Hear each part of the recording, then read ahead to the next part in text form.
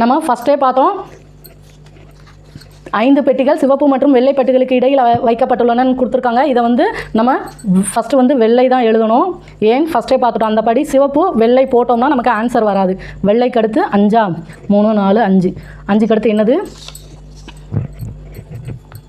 சிவப்பு மற்றும் வெள்ளை. வெள்ளை முதல் எழுதிட்டோமா, அடுத்து சிவப்பு. அடுத்து பாருங்கள், மஞ்சள் பெட்டியை வெள்ளை பெட்டிக்கு உடன் மேலே வைக்கப்பட்டுள்ளது. மேலேங்கும் போது நமக்கு இங்கே சைடில் வந்து வரும் என்னது மஞ்சள். அடுத்து பாருங்கள், 3 பெட்டிகள் மட்டுமே மஞ்சள் மற்றும் பச்சை பெட்டிகளுக்கு இடையே உள்ளது. ஏற்கனவே மஞ்சள் இருக்குது, அடுத்து பச்சை. இப்போ பச்சைக்கும் மஞ்சளுக்கும் இடையில 3 பெட்டி இருக்கணும். 1 அடுத்து 2 3 பெட்டிக்கு அடுத்து நமக்கு இங்கே வர்றது வந்து பச்சை. அடுத்து என்ன சொல்லியிருக்காங்கன்னு பாருங்கள், சிவப்பு மற்றும் பச்சை பெட்டிகளுக்கு இடையே உள்ள பெட்டிகளின் எண்ணிக்கையிலேயே கருப்பு மற்றும் மஞ்சள் பெட்டிகளுக்கு இடையில் உள்ளது. இப்போ சிவப்புக்கும் பச்சைக்கும் என்ன இடையில எத்தனை பெட்டி இருக்குது? 2 பெட்டி. இதே இதுதான் கருப்பு மற்றும் மஞ்சள் பெட்டிகளுக்கு இடையில் உள்ளது. மஞ்சள் இருக்குது, அப்போ கருப்புக்கு வந்து 2 இது விட்டு இங்கே எழுதுவோமா, கருப்புன்னு எழுதுவோம். அடுத்து பாருங்கள், நீலப்பெட்டி கருப்பு பெட்டிக்கு கீழே வைக்கப்பட்டுள்ளது, ஆனால் அது அடியில் வைக்கப்படவில்லை. கருப்புக்கு கீழே இருக்குது, கீழங்கும்போது நமக்கு இன்னும் 3 இது வரும். அதில் கரெக்டாக என்ன சொல்லிட்டாங்க, அடியில் வந்து வைக்கப்படவில்லைன்ட்டாங்க. அப்போ இந்த இடத்துல வந்து நமக்கு நீலப்பெட்டி வராது. அடுத்து அதே இது என்ன சொல்லியிருக்காங்க, 4 பெட்டிகளுக்கு மேல் மஞ்சள் மற்றும் நீல பெட்டிகளுக்கு இடையில் வைக்கப்பட்டுள்ளது.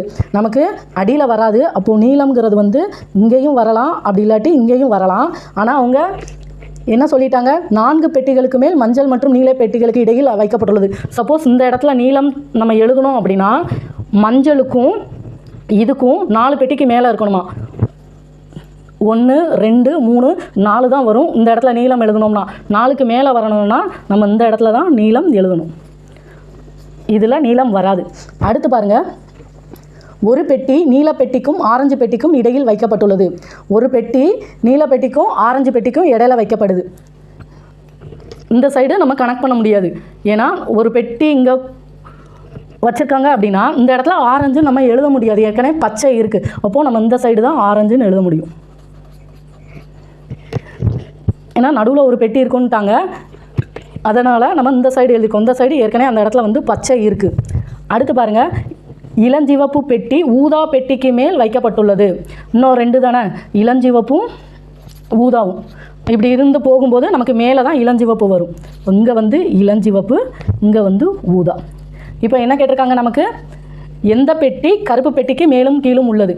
இது கருப்பு, மேலே என்ன இருக்குது இளஞ்சிவப்பு, கீழே என்ன இருக்குது பச்சை. அப்போ ஆப்ஷனில் ஏ தான் கரெக்டு.